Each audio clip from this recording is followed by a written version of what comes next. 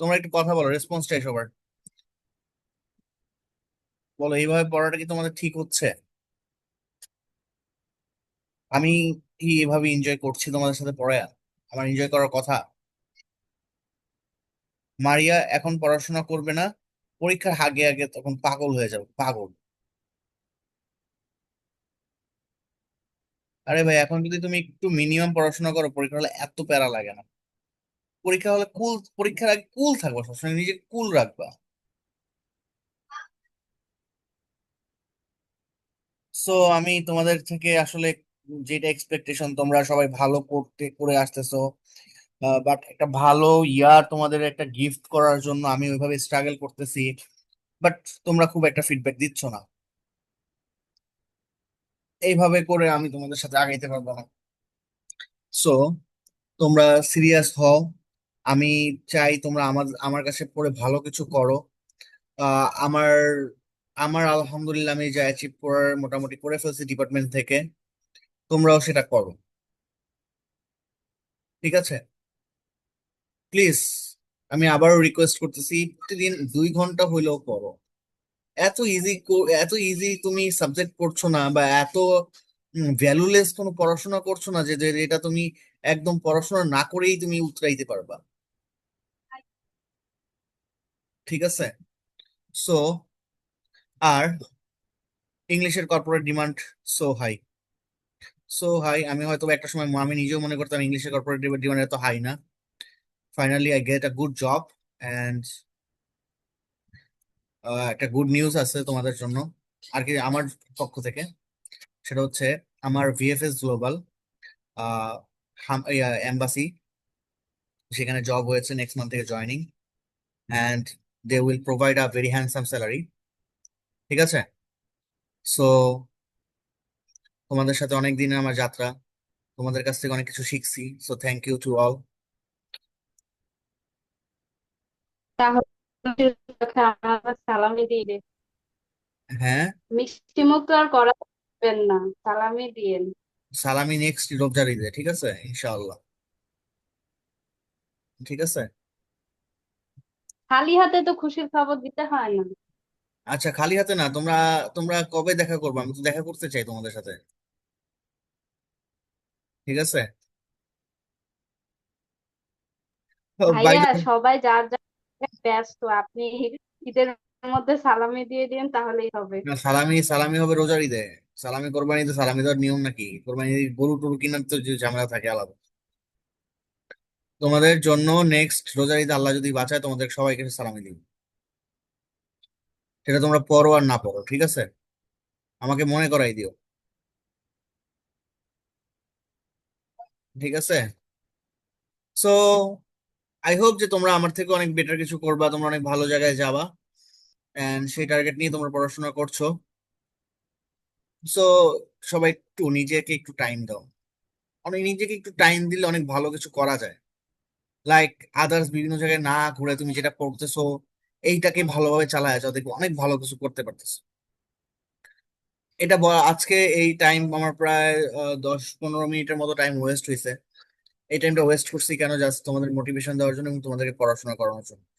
আমি হয়তো এই 15 মিনিট অনেক কিছু পড়াই পড়াই ফেলতে পারতাম না, কিন্তু এই 15 মিনিটে তুমি কিন্তু যদি আমার ক্লাস আমার কথা থেকে আজকেও যদি পড়াশোনা শুরু না করো, you will be danger in long run. ঠিক আছে? তো আসলে তাহলে এখন আমরা শুরু করি। আচ্ছা, উইদাউট রেনেসা বাকি কার কি সমস্যা? মারিয়া, পড়াশোনা কি একবারে করার টাইম পাচ্ছ না? ভাই বসছিলাম একটু ট্রান্সক্রিপশন নিয়ে। এই যে প্রথমেই বসছিলাম, তার ট্রান্সক্রিপশন তো খুব ভালো, বুঝতেছি না আর কি। কোনটা বুঝতেছো না? ট্রান্সক্রিপশন নিয়ে? মানে আমি ট্রান্সক্রিপশন নিয়ে সেদিন রেনেসার সাথে আর কি বসলাম, ওর সাথে তারপর? আসছিল বাসায়।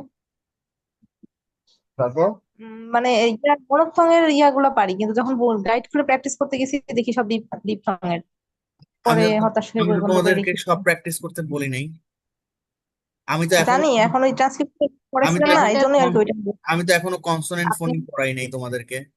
হ্যাঁ এখনো হ্যাঁ, ক্লিক আমি সাউন্ড জানি পড়াই নাই। আপনি জানেন, আপনি প্র্যাকটিস ওগুলো করতে যখন রিসিভ করবা করতে তখন হবে। তুমি ভালো করতে পারবা, কিন্তু দেখো, আমি বলি তোমাদের সবাইকে লিঙ্গুইস্টিক্সে আমি এমন গাইড করতে পারবো, তোমরা নির্দ্বিধায় থাকো 3.50 অথবা 3.25 লিস্ট তোমরা তুলতে পারবা।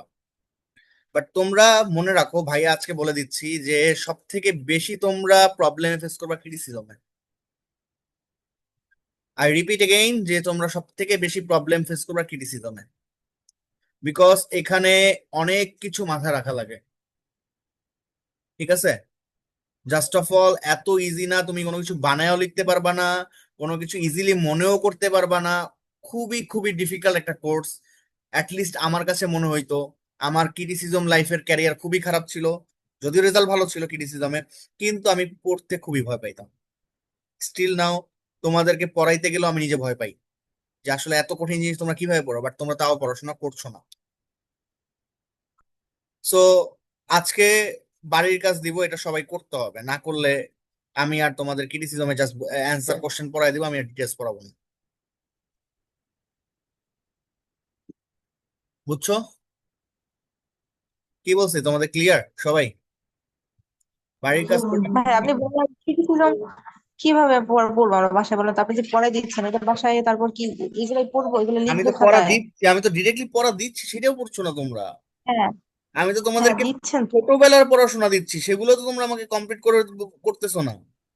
আমি তোমাদের বলছি রোমান্টিক এজের ফিচার্স গুলো পড়বা, সেটা তোমরা পড়ছো। আমি তোমাদেরকে বলছি লিরিক্যাল ব্যালাড সম্পর্কে পড়বা, পড়ছো। আমি তোমাদের বলছি ওয়ার্ডসওয়ার্থ সম্পর্কে, ওয়ার্ডসওয়ার্থ পয়েট অফ নেচার, ওয়ার্ডসওয়ার্থের এই জিনিসগুলো ফিচার্স গুলো পড়বা, পড়ছো? পড়ো নাই? তো পড়বো তুমি ভাই, আজকেই পড়বো তুমি এইগুলা কেন ইনশাল্লাহ। বাঁচতেছো? এগুলো তো অনেক পরের বিষয়। ক্লাসের এই পড়াটা তুমি আগে যদি প্রাইমারি সেকশনটা কভার না করো, তুমি এখানে এই এই ল্যাঙ্গুয়েজ তো বুঝবাই না। তোমাদের আমি সহজ পথে পথে হাঁটাই, তোমরা কঠিন পথে পথে যাও। ওই যে ক্লাস মনোযোগ দিয়ে করি না, সত্যি কথা এটাই, আমি হচ্ছে ক্লাস মনোযোগ দিয়ে করি না, পরে ভুলে যাই কি আমি এক্সাম ফার্স্ট হচ্ছে। অফ অল এটা সেদিনও বলছি, এর আগের ক্লাসেও বলছি, এইগুলো হচ্ছে সেকেন্ডারি পড়াশোনা। আগে তোমাদের এগুলো ফার্স্ট ইয়ারে পড়াইছি রোমান্টিক এজ, সেইখান থেকে ফুল কনসেপ্ট নিয়ে এই এই টপিকে বসতে হবে। আবার এই ওয়ার্ডসওয়ার্থের হলো preface to lyrical ballad and কোলরিজের হচ্ছে বায়োগ্রাফি লিটারিরা, একটার সাথে আরেকটা ইন্টার কানেক্টেড। বুঝতে পারতেছো? তার মানে তুমি এই টোটাল রোমান্টিক এজ বুঝলে এই দুইটা তোমার পড়া অনেক ইজি হয়ে যাবে। সিস্টেমেটিক ওয়েতে আগায়, কিন্তু তোমরা সেটাকে নষ্ট করে দিচ্ছ।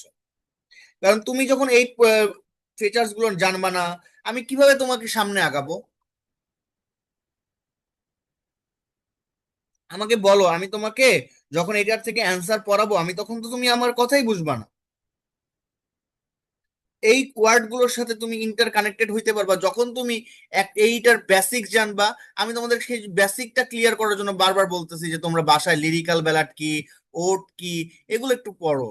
রোমান্টিক এই যে আমরা যেই যে জিনিসগুলো পড়ছিলাম at the beginning of of our English courses, সেগুলো একটু দেখো। এগুলো তো তোমার পড়তে খুব একটা বেশি সময় লাগার কথা না, তুমি এগুলো আগে পড়ছো। এই যে দেখো, প্রিফেস টু লিরিক্যাল ব্যালাডে আসে ওদের idea of rhyme and metre. Rhyme and metre আমি পড়াইছিলাম, বলো তো তোমাদেরকে ফার্স্ট ইয়ারে পড়াইছিলাম না? রাইম কি বলো?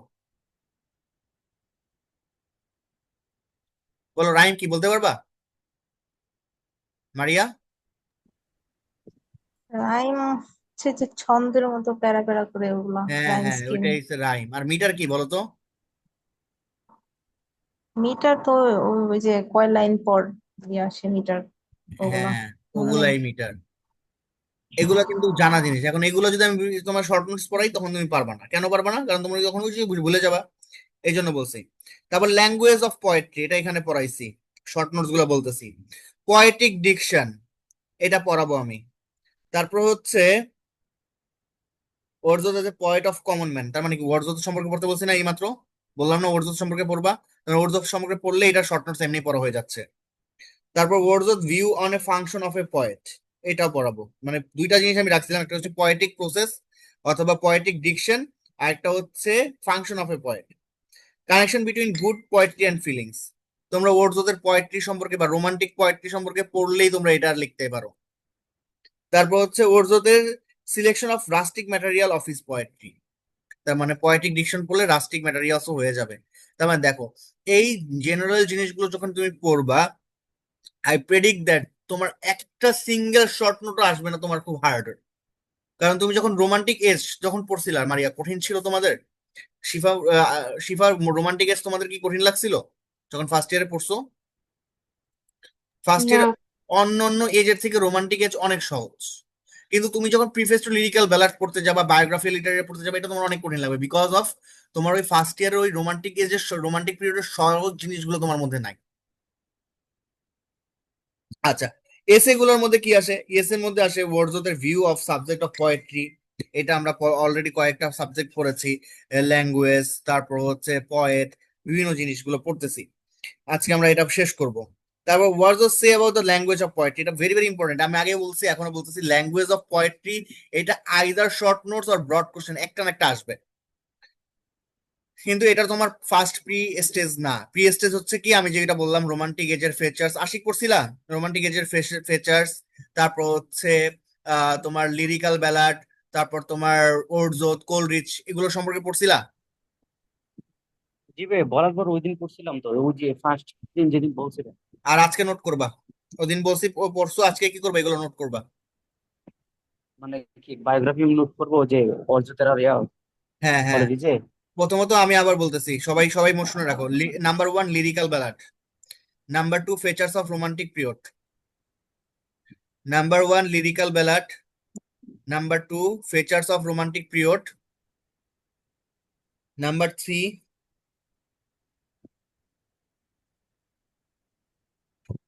3 ওরজোত অথবা Wordsworth as a poet of common man, same জিনিস। নাম্বার 4 কোলরিচ অথবা কোলরিচের super naturalism.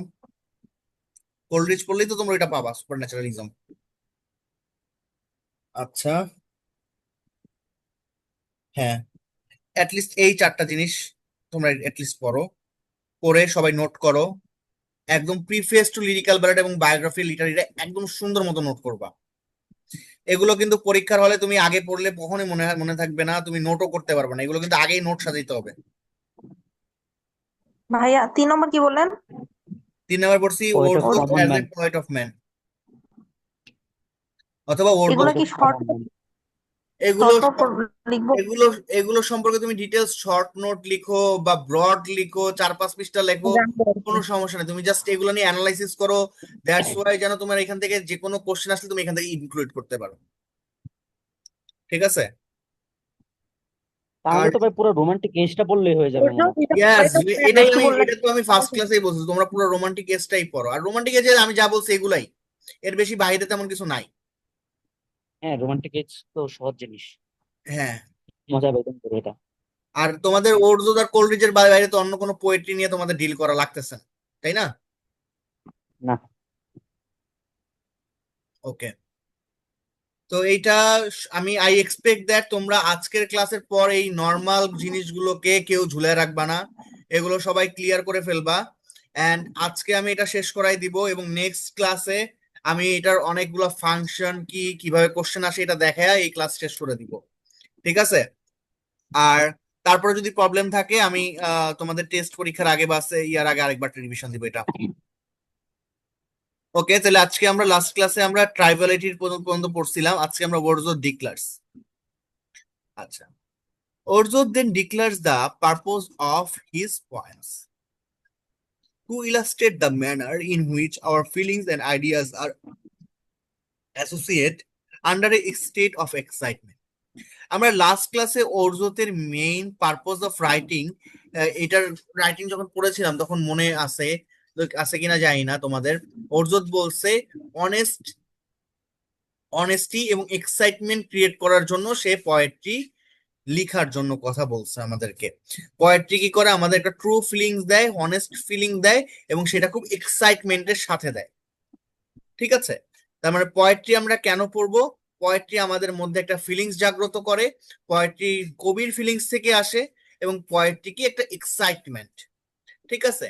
or more specifically to follow the fluxes or refluxes of the mind.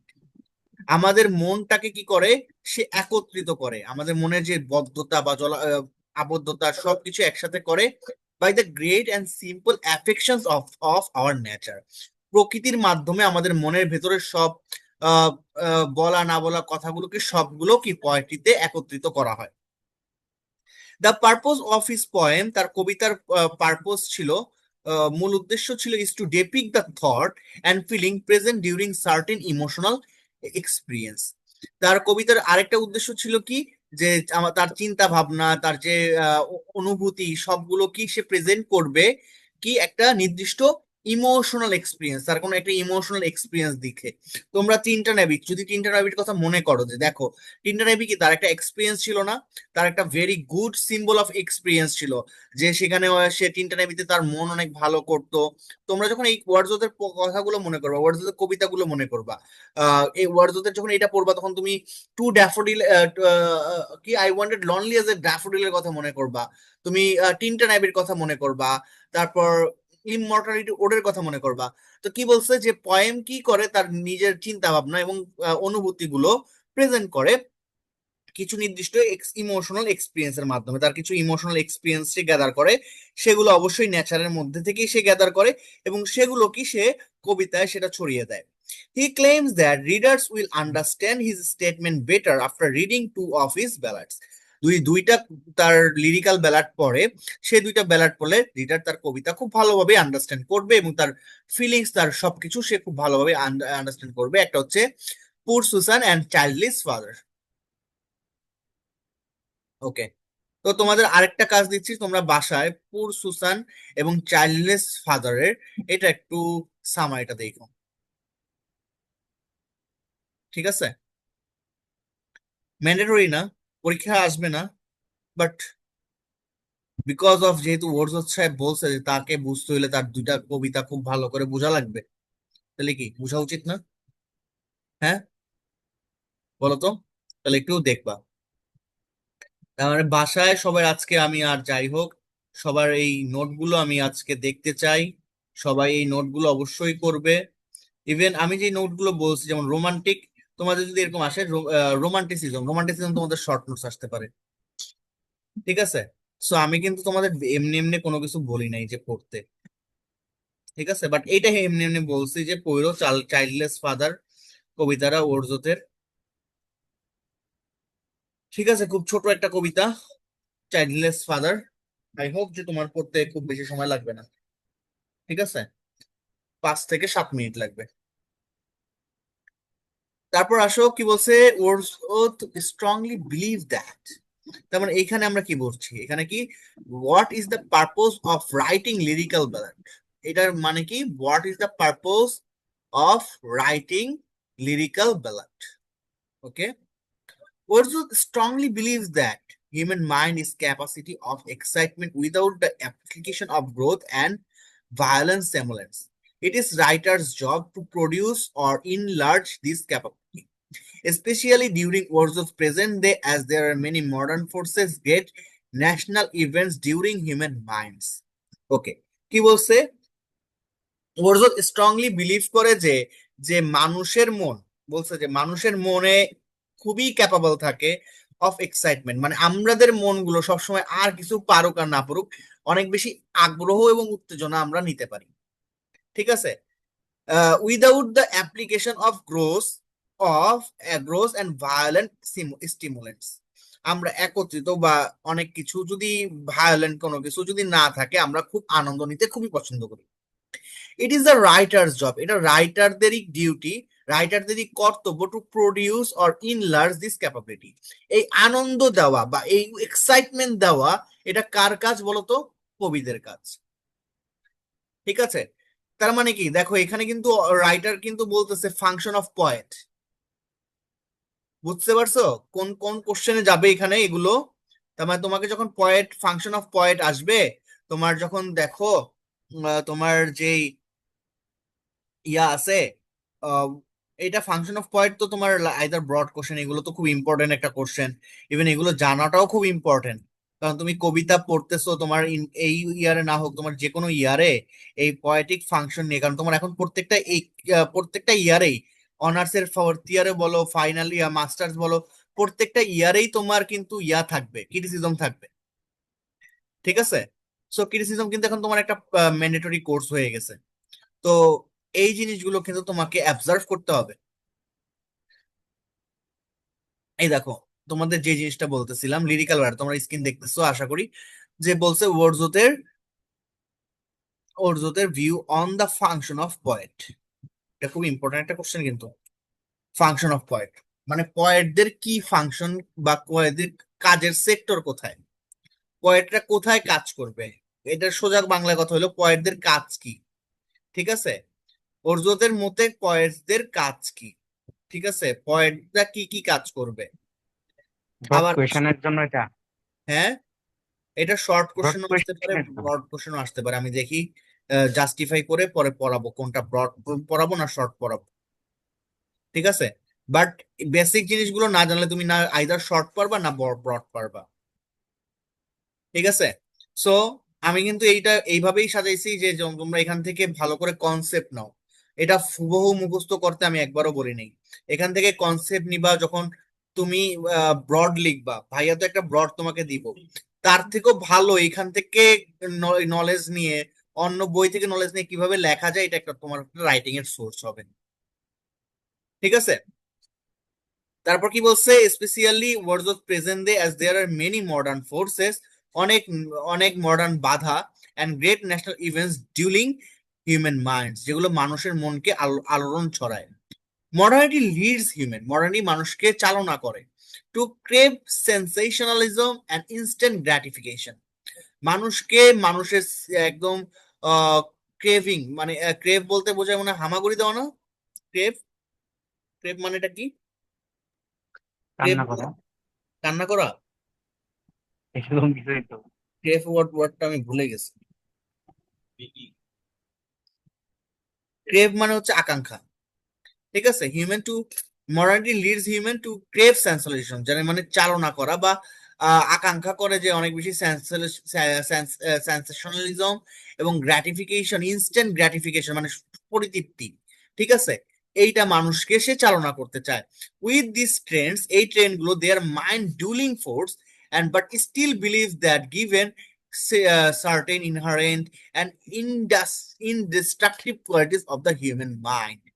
তেমন কি বলছে, এইগুলো আসলে এখন আমরা মডার্ন যেই জিনিসগুলোকে আমাদেরকে পরিতৃপ্তি দেয়, এই ট্রেন্ড গুলো আমাদের মাইন্ডে যে ফোর্স করে, বা বাট স্টিল বিলিভ দ্যাট, আমরা এখনো বিশ্বাস করি যে সার্টেন ইনহারেন্ট, কোন একটা সহজাত জিনিসগুলো সার্টেন পাওয়া, and indestructive qualities of human mind, আমাদের মধ্যে সহজে আনন্দ পাওয়া এবং খুব সহজেই আমাদের মানুষকে পরিতৃপ্তি দেওয়াটা খুব সহজ। And the power of nature there is the hope of revival, এবং নেচারের পাওয়ারের মাধ্যমে আমরা আমাদের আশাগুলো বাঁচিয়ে থাকে। এবার আসো, এইখানে হবে স্টাইল, পয়েটিক স্টাইল, তার মানে it's means poetic style. Wordsworth turns the subject of style. He knows the lyrical ballads. He avoids personifying abstracts. Number one point দিয়ে লিখবা, পার্সোনিফাইং অ্যাবস্ট্রাক্ট গুলো বাদ দিয়ে দিয়েছে। পার্সোনিফাইং অ্যাবস্ট্রাক্ট কি মনে আছে? আমরা পোয়েট্রিতে, রোমান্টিক পোয়েট্রিতে একটা ক্লাসিফিকেশন পড়ছি, সেটা হচ্ছে পার্সোনিফিকেশন। বলতো পার্সোনিফিকেশন কি? আজকে শিফা বলবা পার্সোনিফিকেশন কি।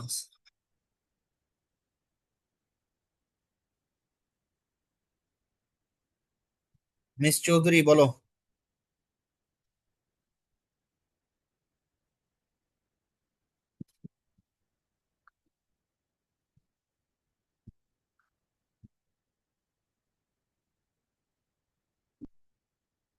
কে বলতে পারবা?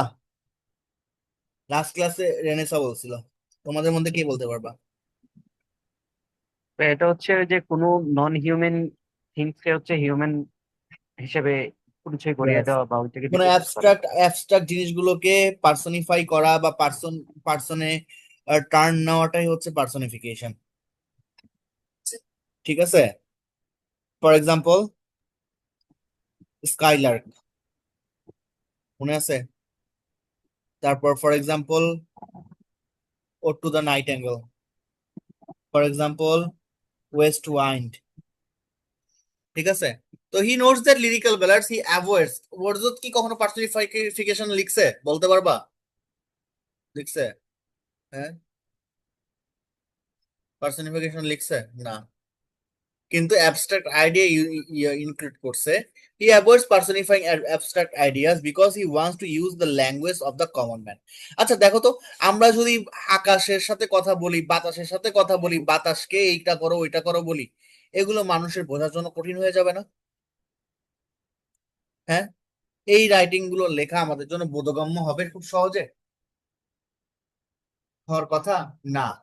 পর্যতের মধ্যে আমরা এগুলো নিয়ে, যেগুলো খুব ডিপলি নলেজ, ডিপলি কথাবার্তা বলে, সেগুলো ইউজ করা যাবে? হ্যাঁ, যাবে না? প্লিজ রেসপন্স করো। তাহলে আমাদের মধ্যে যেগুলো খুব বেশি জটিল জিনিস, খুব বেশি তোমার অনেক বেশি ডিপলি সেন্স করে ভাবা লাগে, সেই জিনিসগুলোকে কবির ভাষা হইতে পারে না। Because he wants to use the language of common man. কারণ কি, ওরজোর চাইছিল শুধুমাত্র কমন মানুষ বা সাধারণ মানুষের ল্যাঙ্গুয়েজ হবে কবিদের ভাষা। And keep his reader in the company of flash and bland. এবং তার রিডারদেরকে চাইছে যে এটার সাথে খুব ভালোভাবে টাচে রাখার জন্য। ফ্ল্যাশ অ্যান্ড ব্ল্যান্ড বুঝাইতে বুঝাইছে টাচে রাখা কবিদের সাথে। Wordsworth also avoids what cause poetic diction. তার মানে poetic diction short notes very important. আমি তোমাদের গতবার গতবারের কোশ্চেন দিছিলাম না? এটা তো আসছিল আমাদের সেকেন্ড ইয়ারে, পয়েটিক ডিকশন। সেকেন্ড ইয়ার আসছে? আসছিল। ফাইনালে আসছে? তাই তো মনে হচ্ছে, ফাইনালি তো আসছিল। ভাই তোমার আসছিল না সবার? আমার একার আসছিল। পোয়েটিক ডিকশন কই থেকে আসছে?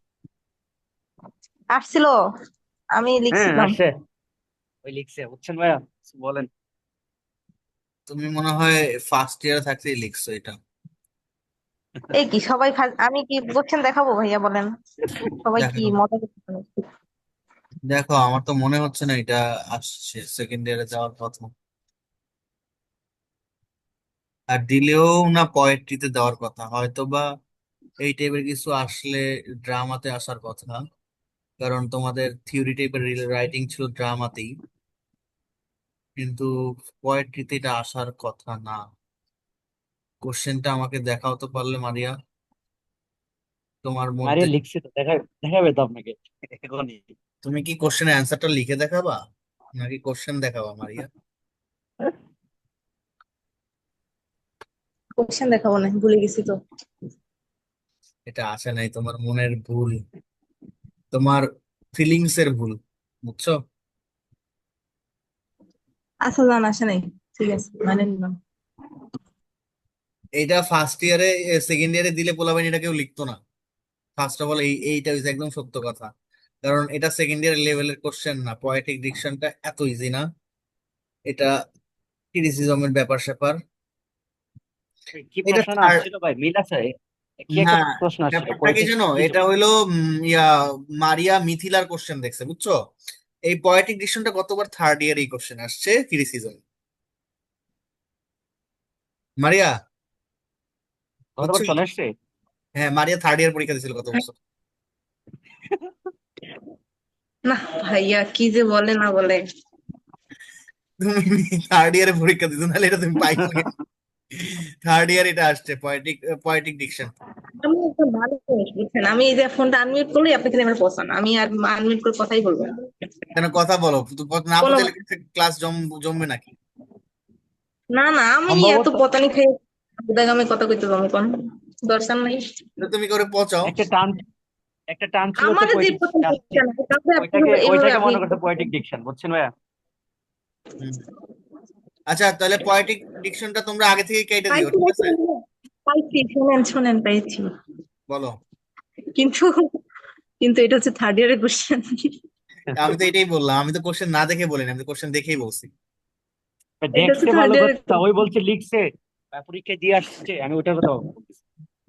আমি তো আমার তো সেটাই মনে হয় বললাম। মিথিলা এসে গল্প করতে যে এক মিনিট, আমার ওইটা মাথায় ঢুকে আছে। মেনে নিয়েছি তো, আমি ভুল স্বীকার করেছি তো। আচ্ছা ঠিক ওকে, আছে, এখন এত কথা বাদ হচ্ছে না। তাহলে চলে আসছে। পোয়েট্রিক টাইম দেখে নষ্ট করেন ক্লাসে আপনারা। বাদ বাদ বাদ। এন্টারটেইনমেন্ট ছাড়া এই ক্রিটিসিজম পড়াটা খুবই ডিফিকাল্ট। তোমরা যেভাবে ক্লাসে রেসপন্স করো না, আমি নিজেই বোরিং হয়ে যাই। আমি তোমাদের কতটুকু পড়াবো? একটা একটা একটা কথা মনে পড়ছে ভাইয়া, বলবো? বলো। ওই যে বিড়ালের গল্পটা পড়ছিলাম না আমরা, আচ্ছা, কোন বিড়ালের? ওই যে একটা গল্প ছিল আমাদের ইন্টারে, বিড়াল। ইন্টারে? হ্যাঁ ইন্টারে যে বিড়াল গল্পটা ছিল বাংলা বই। আচ্ছা আচ্ছা, মানিক হ্যাঁ। বন্দ্যোপাধ্যায়। মানিক বন্দ্যোপাধ্যায় না হ্যাঁ এটা হ্যাঁ, হলো? মানিক বন্দ্যোপাধ্যায় না, এটা